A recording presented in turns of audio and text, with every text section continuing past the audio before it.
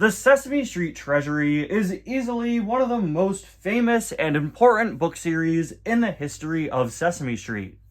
Initially released in 1983, this 15-volume series is a collection of comics, stories, and activities focused around different letters and numbers.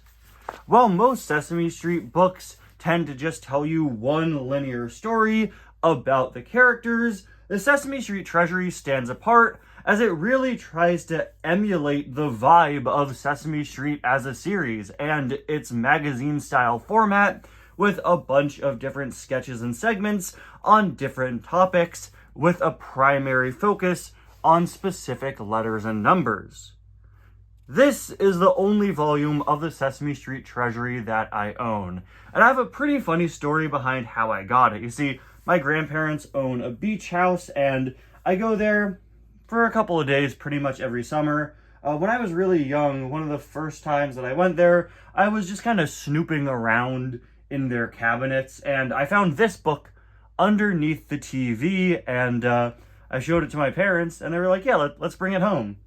Now, honestly, I don't know how it got there. I always assumed that it belonged to my parents, and my grandparents had just held on to it, and eventually put it in the beach house as reading for kids that visited. But the book came out in 1983, and my mom would have been a teenager by then, so I don't think this was hers. Also, my mom is far too neat to have done crayon scribbles on the back of this book. They used to rent out the house a lot, so now I'm assuming that maybe one of the renters left it there or something. I'm not sure. Regardless, I took it home, and it's been mine ever since, and as you can see, it's pretty worn and very well loved. I don't know how much of that damage was done by me and how much of the damage was done by other people. If you watch this channel a lot, you're probably well aware that I love obscure pieces of Muppet content and all the different Sesame Street sketches and characters and little skits and stuff. And that's an obsession that I've had since childhood, and this book was absolutely perfect for me. The concept of nearly every page being some sort of different fun story or concept. Last year, I dug this book out of storage because the NECA Ultimate Sesame Street figures used the Sesame Street Treasury as the basis for their box designs. That's just how iconic this book series is. So I went into storage, all my old books, dug this one out, and eventually ended up doing another video that involved it because I did a whole history video on Herbie the Octopus, of course, a background octopus from the Muppet Show whose puppet was later reused for this cover. So this book's been on my mind a lot, and recently, I'm not sure if you saw the post I put up on my channel a few weeks ago, I've had to kind of take a step back from this channel and the bigger videos I usually make because I'm actually getting very close to graduating college. This is my last week of classes. In fact, tomorrow is my last day of classes ever, which is crazy. And as a writing major, my senior thesis is a pretty long story that I have to finish up. Actually, it's a comic book. And I spent months writing the script. Now I'm drawing and, translating the script to comic pages and panels. And so I've been super busy. And my goal for this channel has been to make some sort of shorter videos. In addition to larger projects, of course, I have that big video on the poor marketing of the Mandalorian movie coming out, which will be coming out later on in the week. But I wanted to make sure that I had at least one video out this month. And for months now, I've been planning on doing a video where I go and I read through this copy of the Sesame Street Treasury. This is volume 9. So I thought it would just be a nice, fun, sort of laid-back thing to do. If you watch my Cars channel, I'm sure you're familiar with this format, as I do it over there as well with my series, Ty's Cars Book Club, where I read different Cars books and just kind of give my commentary and react to them. I always struggle trying to figure out where to film videos like this for this channel, because, I have a whole Cars review set up, but I don't really have a setup here. So this is my bed. But, I thought it'd be nice and kind of cozy, kind of relaxed. We're hanging out just on a blanket.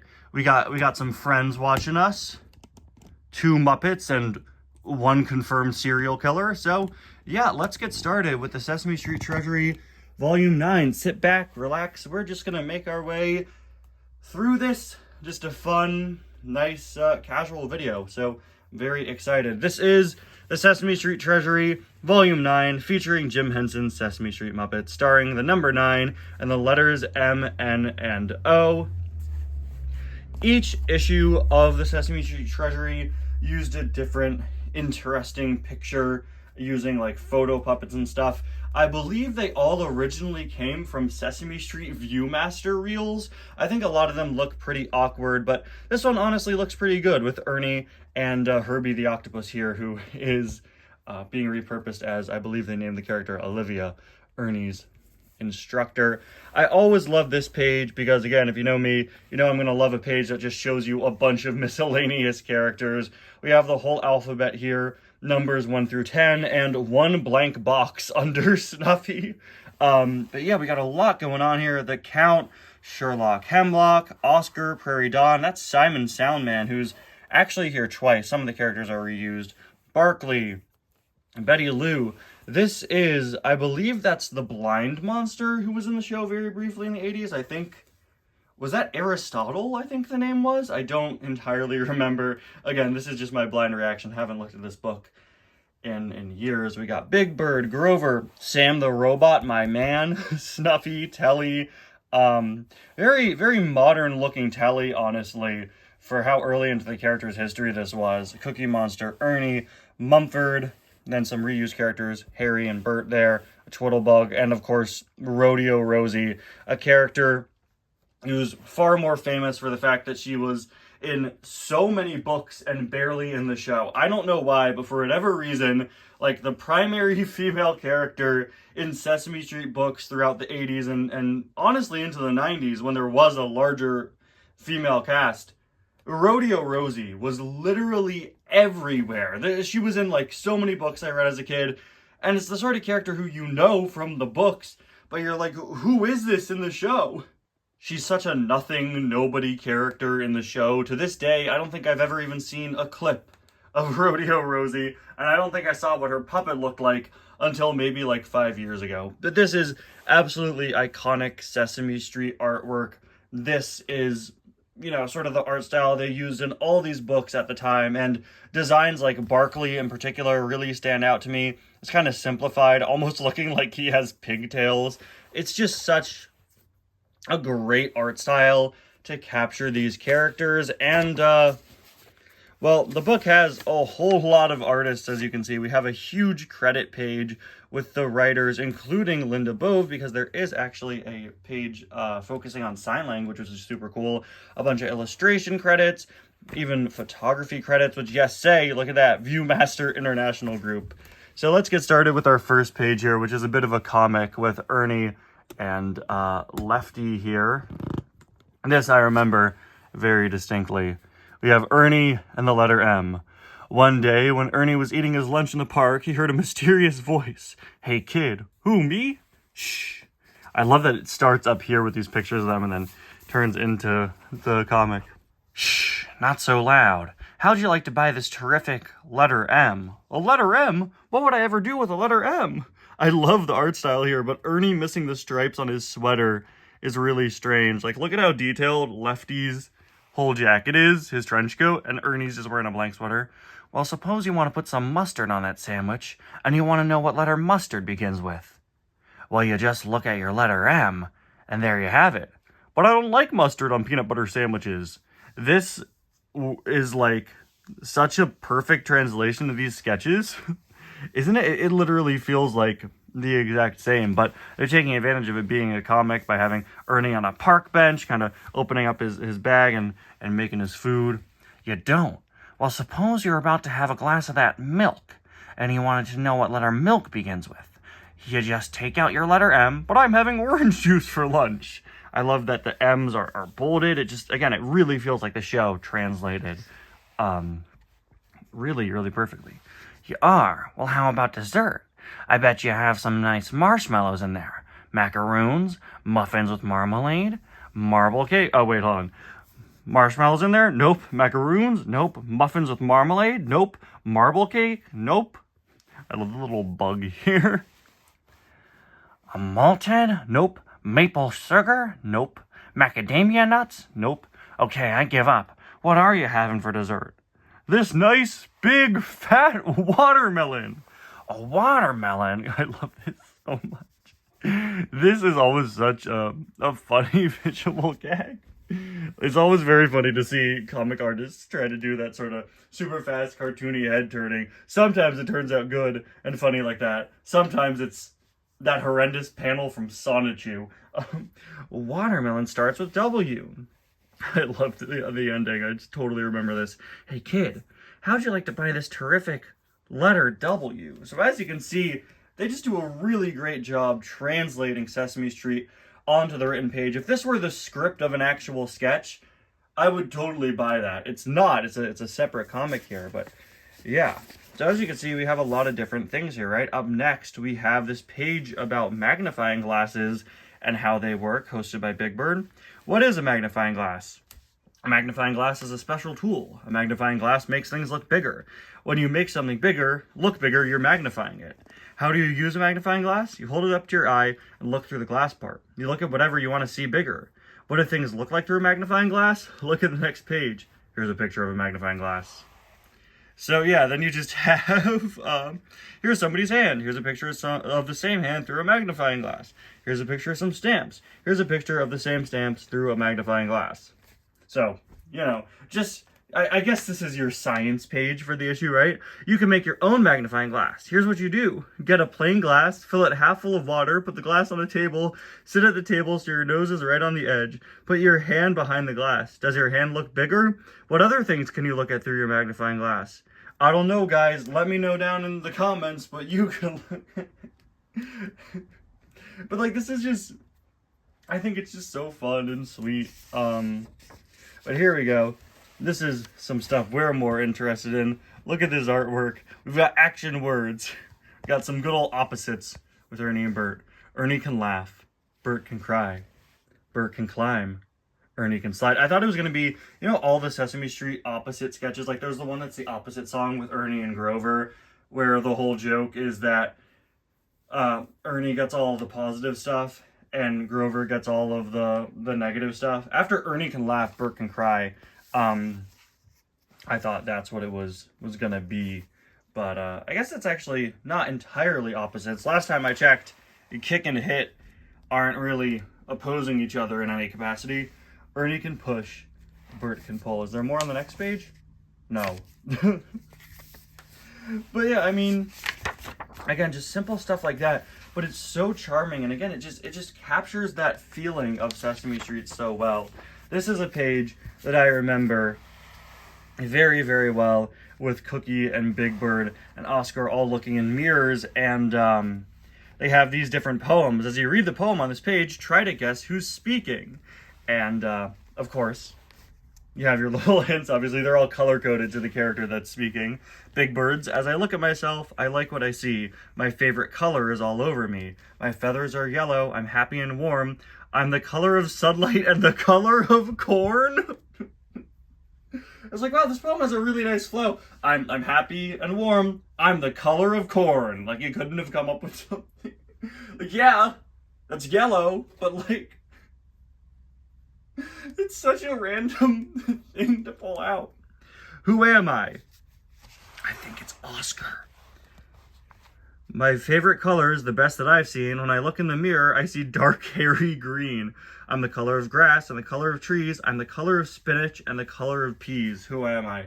Eminem's been real quiet since that one dropped. I'm happy, I'm soft. I'm glad I'm not you, because my favorite color is a bright, yummy blue. Okay, I like the incorporation of yummy because it's Cookie Monster, but it doesn't really make sense there. It's also really funny that probably to try to keep up the, oh, who's speaking mystery, Cookie Monster suddenly has perfect English grammar. Like my good friend Small Grover and my friend Harry too, when I look in the mirror, I'm glad that I'm blue. Who am I? I think it's Big Bird. Look in a mirror. What colors are you wearing? Super cool life hack. I don't need to look in a mirror. My shirt is green. All right, let's move on. Oh, I remember this. Okay, see, we have another sort of activity. Unlike the magnifying glass, this one isn't really educational. It's just a little activity teaching you how to make Oscar's grouch puppets. It's a little sock puppet tutorial. Now let's see. What did I do with that old sock? Ah, here it is. Now I'll show you how a grouch makes a puppet. First, stuff some old rags or paper into the toe of the sock. Then cut out a piece of cardboard shaped like this. Now fold the cardboard like this and put it into the heel of the sock. You know, I made a lot of sock puppets as a kid. Shout out my boy Stripes McGillicuddy. Don't know where he is now. Every tutorial I see for sock puppets, I see people say to use cardboard. And for whatever reason as a kid, I never did. But it's like, it's just such a good idea. Very smart thing to do.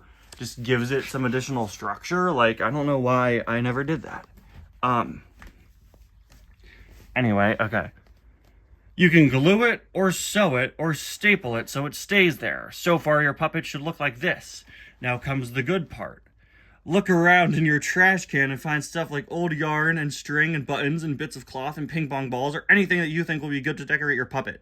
You can glue them or sew them on. Poor Betty Lou here. Actually, she's making her own, so it seems just fine. I love how Oscar's instructions are like, you want to make a puppet? Dumpster dive. Like, yeah, it's accurate, but I'm not advising kids to just go through their parents' trash. Here are some of the Grouch puppets I made. Look, Oscar, I made one too. All right, we got, let's see, Dan Backslide, Giraffe one, Bull one, Elephant, maybe some sort of rat, and Angry Old Professor. Nice going, Oscar. Very proud of you, buddy. Now, why'd you have to go and ruin a perfectly good ratty old sock? Say bye-bye to Oscar Snookums. Brother, some people just don't understand. I like how they all look like they're fed up, too. Okay, ooh. This is another sort of activity, this time with Harry. Can I do a Harry impression? I don't know. Hello, I'm Herry Monster, and that makes me very happy. Yeah, what? That makes me very happy. That's not a thing he does. But people think it's hard to tell when I am happy, and that makes me sad. Happy, sad, mad. That was sort of a running joke with Harry. Harry's whole gag oftentimes was the fact that, you know, he looks super tough, but he's really not. And I don't know, I think this really emulates his personality pretty well. And people say, it's hard to tell I am sad. That makes me mad. To show people how I'm feeling, I make a salad.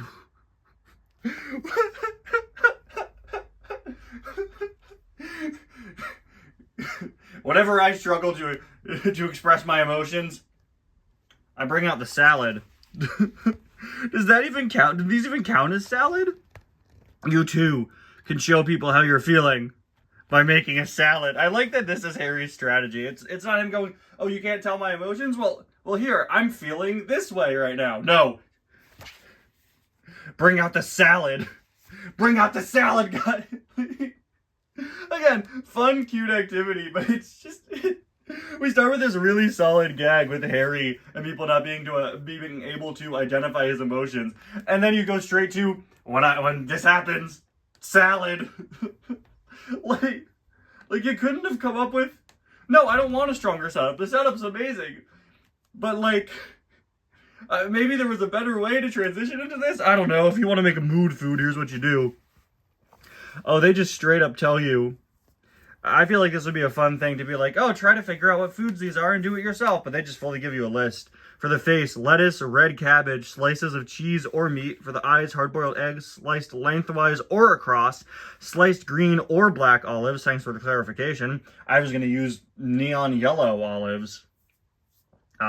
For the mouth, slices of melon or half of a banana, curved upward or downward. Whoa. A pineapple ring for a surprised mouth. A strawberry cut in half. I guess that's your surprise one. That's your strawberry cut in half. For the ears, a pair cut in quarters lengthwise. That is so specific, but I guess they do it here every way. I guess that works, honestly. For the nose and cheeks, cherries, berries, or cherry tomatoes cut in half. For the hair, shredded carrots, coleslaw, beans, or alfalfa sprouts. What you do, just place ingredients of your choice together to make a face that shows your mood. Thanks. guys. Anyway, I'm kind of concerned about the next page because I don't think I want to learn what Oscar's favorite N-word is. I'm Oscar the Grouch, and I'm going to show you something that starts with the letter N. Heh. Just turn the page. I don't know, Oscar. I'm feeling pretty threatened right now. All around him, we've got some twiddlebugs talking, using a bunch of words that start with N. Now, that's what I call a really nice nail, Norbert. That's a neat necktie, Ned. Is it new? No, Nina, it is not new. Look, Natasha, a nickel. That's nifty, Noland. Oh, this is Frith. Wait, isn't that the guy that did, like, all the Muppet concept art? That's so cool. It's Michael Frith, right? Okay, Oscar's favorite N-word. It's nothing. Nothing starts with the letter N, and nothing is all I'm going to show you in this book, because I hate the yucky alphabet. No, don't bother me anymore. Goodbye. I thought it was going to be no, but it's genuinely really funny. Nothing. Nope, nothing. Wise word from the Twiddlebugs there. So then we have this sort of character profile, which I think is pretty cool. I assume they would have these in one of each of the books. Herry Monster, home 456 Sesame Street. That's where I first learned that was an in-universe location as a kid. And I've always just kind of assumed that was canon, that Harry lives at 456 Sesame Street. Has that ever been stated anywhere else? I don't know. Favorite food? Monster muffins. I thought it would be a mood salad, guys. Favorite food? Monster malted. Best friend? Prairie Dawn? Really? Nothing against Prairie Dawn. Love Prairie Dawn. We love Prairie Dawn, but it's kind of random. Pet, Fuzzy the kitten. That I think they made up. Pet peeve, chairs that break when he sits in them. Okay. Favorite activities, lifting barbells, growing pretty flowers. Favorite saying, family dinners are really great. We eat the food and then the plate. Bars. So now if you want to put some music to that, don't worry. It's music time in Spanish with Brunette Prairie Dawn. Say it in Spanish. Piano. Great start, guys. Bongos. Trombone. Actually, I really like them starting out with words. That was probably intentional. Starting out with words that sound very similar to their English counterparts, and then moving on to maracas. Okay. Then moving on to other words that are more complicated, including the recorder, which is pretty funny. Like, not an instrument that's relevant when you're past elementary school. I think I have my old recorder under my bed. Maybe I should whip it out and play some sick hot cross buns. I mainly want to focus on the images we have here. I really love the two-headed monster playing bongos. You got Oscar on trombone. Again, Prairie Dawn with the different hair colors. Pretty strange. And two honkers. And more twiddlebugs. The people making this book just love drawing twiddlebugs. Yo, it's the Count on a rocket. Wait, this genuinely looks great. Do you want to have some fun? Come fly with me and we will count flying saucers. So then he just counts up to 9. That's it. 1, 2, 3, 4, 5, 6, 7, 8, 9! 9 flying saucers! Oh, it's marvelous! Look at these guys. Are these supposed to be the Martians? No, they look like...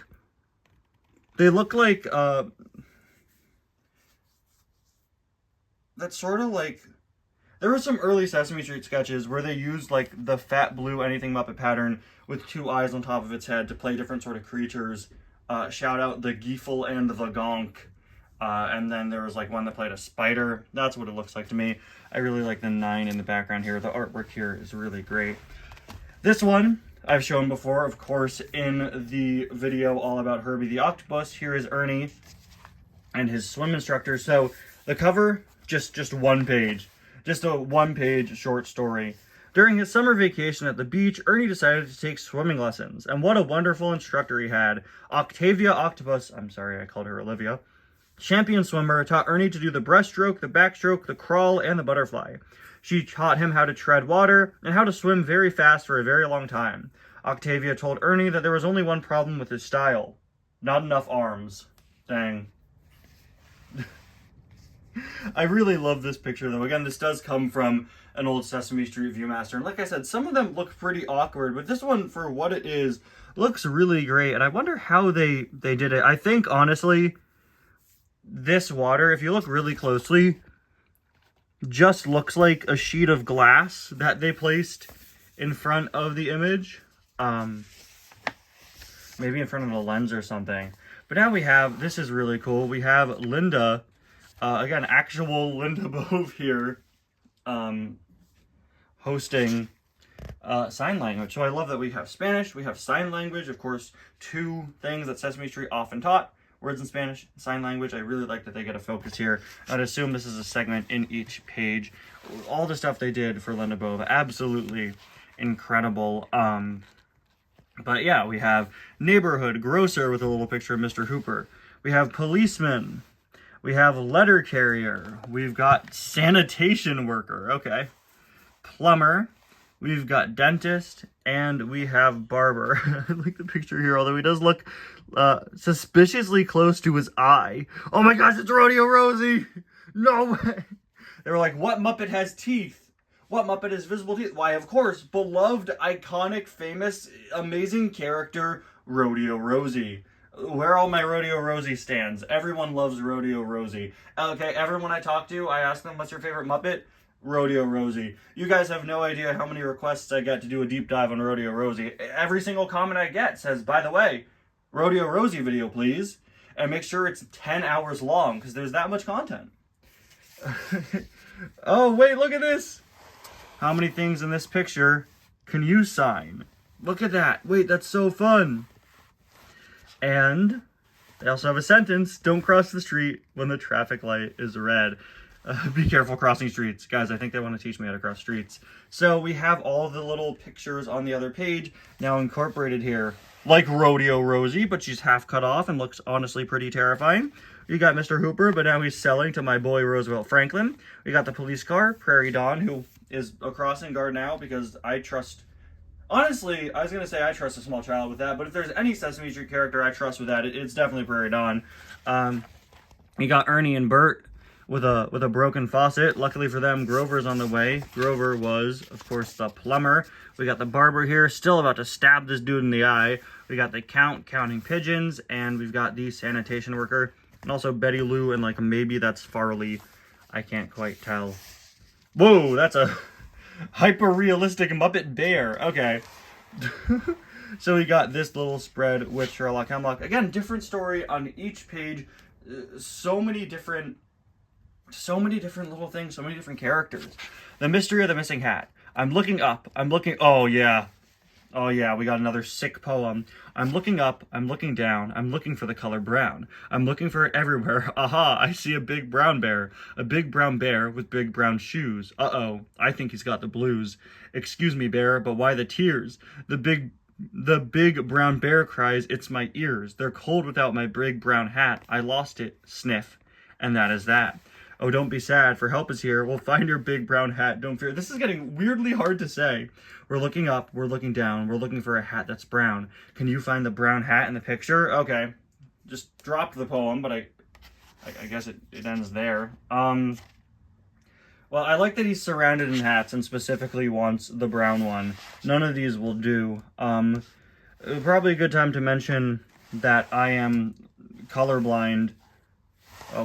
Color confused was the diagnosis, sort of thing where you get colors that are similar, very mixed up. But don't you worry, that's the brown one. Unless, no, that one is very obviously green. There we go. All right, don't worry, it's all good. Yeah, common misconception. People love to hear I'm colorblind and go, oh, you can't see colors? No, it's just like sometimes specific shades of green look kind of purple. Okay. Up next, we have, wow, okay. This is, again, like classic Sesame Street artwork. Roosevelt Franklin looks terrifying. Love Roosevelt Franklin, but that is really scary. Okay, the story of the 9 dragons. So, is this, wow, this is our first thing here that's multiple pages. Oh, wait, this is several pages. All right. Once upon a time in the faraway kingdom of St. George, there lived a baseball team. There were 9 players on the team. To the practice field, we got Ernie. I just pointed to Bert and said Ernie. Guys, it's 9:47 in the morning. We got Ernie, we got Bert, we got Grover, we got Guy Smiley, Farley, Betty, Lou, Roosevelt Franklin, small, fat blue child. I'm not insulting the kid That's the name of the Muppet pattern. And Big Bird. Is that an established character, that kid? He does look familiar, but I think he might just be an anything Muppet. One day, as they reached their practice field, 9 dragons leaped out of the woods, breathing fire and smoke and yelling, "Arkle, snarkle, higgledy snoo." What a sick war cry. This frightened the baseball players, and they ran away. After all, you'd be frightened too if 9 dragons leaped out of the woods while you were playing baseball. I like how they all have this pretty much the exact same character design. They're all just palette swaps of each other. "Boy, are those dragons scary. You said it. Let's get out of here fast. I think they're kind of cute." Look at how Grover's running. Wait, look at Big Bird. He just twisted his head 180 degrees. Okay. Every day when the 9 baseball players got to the ball field, the same thing would happen. After this had gone on for several weeks, one of the players decided it was time to do something about the dragons. "I've got an idea how to get rid of those dragons," he said, and he told his idea to the other players. So Ernie said it looks like, "Brilliant idea. Wish I'd thought of that. Thank you." "It's about time we thought of something. Good thinking." Roosevelt Franklin still looks terrifying, man. You know what this really reminds me of? All of those Sesame Street segments where they would read a book within the show, right? And they would have the Muppets, they would make up a fictional story, and they would have the different Muppets play the different characters. This is really the same sort of concept as that. I wonder if some of the writers on this were Sesame Street writers. These stories, the one with Lefty, just capture how the show does things so perfectly. So the next day, each of the 9 players got a big feather and went out to the baseball field. I sure hope that wasn't ripped off of Big Bird, who here is the same height as Guy Smiley. When the 9 dragons jumped out of the forest, the 9 players took the 9 feathers and tickled the 9 dragons on their tummies. The dragons rolled over on their backs and giggled dragon giggles, thank you for the clarification, and kicked their feet in the air. But were they their dragon feet? I don't know. Everyone's like, "Oh, look at what we're doing." Guy Smiley looks like he's out for blood. Bert looks mortified. He does not want to hear any more dragon giggles today. But when they were finished being tickled, the dragons jumped up and breathed fire and smoke and yelled, "Arkle, snarkle, higgledy snoo," and frightened the players away again.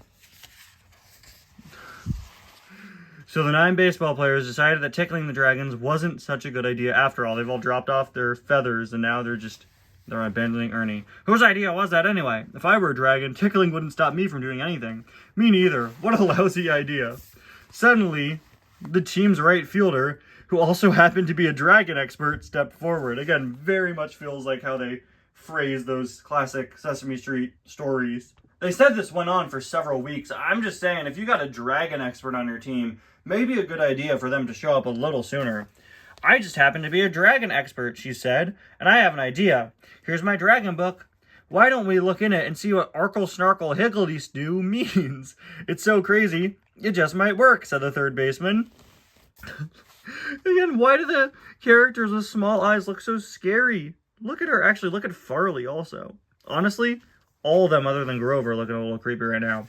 "Aha, so that's what it means. Amazing. Who would have thought? I had no idea. I thought it meant they were hungry." "I'm hungry." All right, Grover. Dragons Illustrated. Boy, I hope this works. Wow, I zoomed in way too far. There we go. Boy, I hope this works. Me too. Ouch! That was my foot. Oof, this is heavy. The next day, when the 9 baseball players went out to the field, they pulled behind them a great big wagon with a cover over it.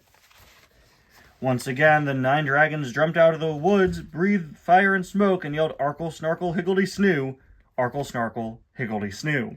The players quickly pulled the cover off the wagon, and lo and behold, there were 9 great big dragon-sized baseball caps, 9 great big dragon-sized baseball mitts, and 9 great big dragon-sized baseball bats. Oh, this guy's so happy. For the right fielder's dragon book had told them that Arkle, snarkle, higgledy snoo was dragon talk for "we want to play baseball too." Look, the teams are St. George and Dragons. And look at the background. It's all... the audience is all Muppets and dragons, and a dragon selling hot dogs. Where's the LaCroix dragon? He would fit right in. So every day, the 9 baseball players went out to the baseball field and met the 9 dragons on the dragon team, and they played baseball. So if you happen to be walking through the woods one day and 9 dragons jump out at you, breathing fire and smoke and yelling Arkle, Snarkle, Higgledy Snoo, don't be afraid. Chances are they just want to play baseball. Finally, this book gives me advice I could actually use in my real life every day. Finally, I could stop being jumped by those dragons. All right. The guy just wants to play baseball sometimes, okay? Okay. O. Grover knows his O's. So, yeah, we have M, N, and O. And I really like that the book goes in order, right? Because when you have a Sesame Street episode with several letter sponsors, which is something they'd stopped doing by the time I was a kid, but it was in the show for a very long time. By the time I was a kid, it was just one letter and one number. They would kind of do them sort of randomly, right? You'd have a sketch about one and then about the other. But here they do it in order. The beginning of the book has M, middle has N, and here we have Grover knows his O's. Oh boy, I get to do my sick Grover impression. And by sick Grover impression, I mean doing it will make you feel sick. Hello, I Grover. That's just Yoda. I, Grover, am going to tell you some poems all about 3 friends of mine, and their names all begin with the letter O. I like Ogden Ox. He really is neat, except when he's dancing and steps on my feet. Look at how hyper-realistic Ogden Ox looks. Look at this guy. That... Olive the octopus has many charms, except when she hugs me with all of her arms. Uh-oh. Dang, poor guy's getting strangled. Ollie the ostrich is very well-bred. Okay, that's one way to put it. Look at him. Look at Ollie the ostrich. Look at, honestly, what an icon. Look at Ollie ostrich, man. I'll never be that cool. Except when he's tired and sits on my head. Ollie ostrich doesn't care. Look at him. Well, those are all the O poems I have time for today. I do not think I'm going to do any more for a long, long time. Goodbye. Oh! The next page is just Hickory Dickory Dock, the classic nursery rhyme. Just the whole thing. Hickory Dickory Dock, mouse ran up the clock, clock struck 1, and down he run. Hickory Dickory Dock. Is that the regular version? Whatever. Anyway, what I really like about it is it's presented as like a Sesame Street play, a la the ones Prairie Down would put on. It's very similar to that book. Was it Goldilocks? There's this one book I had as a kid that's like a super famous Sesame Street book. That's the characters putting on a play. We've got Bert as the clock. Ernie, of course, terrorizing him as the mouse. I like that he has a little butt flap. You got Guy Smiley here trying to keep the set from falling down. And just 2 anything Muppets. This one that looks suspiciously like Professor Hastings. Okay. And, oh, it's the end! Didn't Herry Monster's mood food make you happy, Oscar? Happy? I'd rather be grouchy. And I will be in volume 10 when I choose a pet. Oscar the Grouch will return in the Sesame Street Treasury, volume 10.